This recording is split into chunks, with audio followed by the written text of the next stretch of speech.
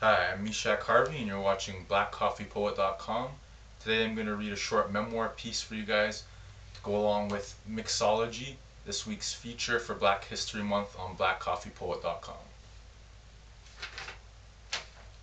My brothers Garima and Jamal and I were signaling cars to honk their horns. We were young and we were having fun. I was 8, Jamal was 6, and Garima was 14. Lots of cars honked their horns for us. This brought smiles to our faces.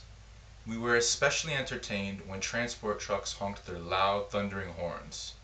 Some motorists smiled back at us. We were having the time of our lives and glowing with excitement and joy. And then a rude awakening occurred. A big white transport truck approached, and we signaled for him to honk his horn, but he did not.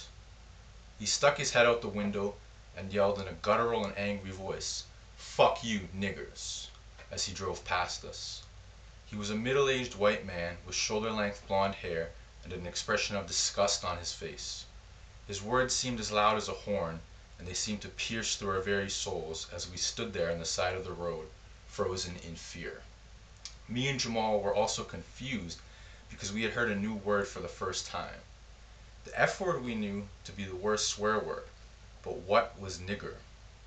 Shortly after his words hit us, our countenances fell. We were heartbroken, so we stopped playing our game with the cars. We reflected on what had just happened. How could an adult man yell at us with so much hate, and what did nigger mean? Jamal and I asked our older half-brother Garima to help us understand what had happened. He would not tell us the meaning of the word, or explain why the man seemed so angry at us. He had an expression that showed that he was trying to hide something from us. We were out of the loop. We then told Garima's mom Silma what had happened. She was furious and demanded to know where the man was. We had to explain to her again that he had driven away. Silma told my mother, who was white, and she had a similar reaction of outrage.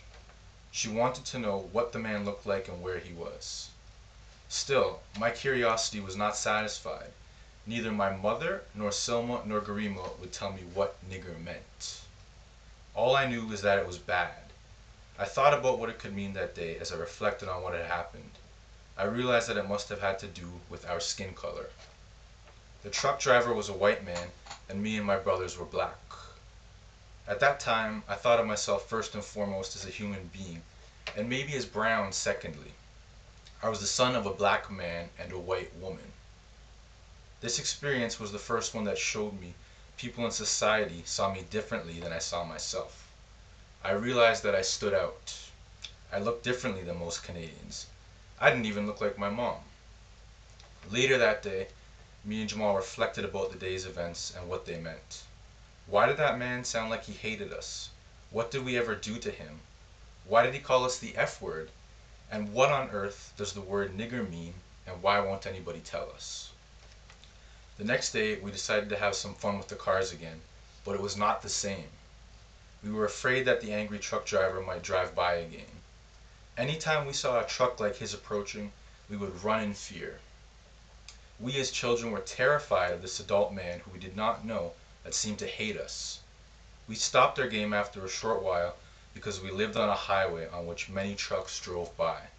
My half-brother Garima left with his mom Silma that day.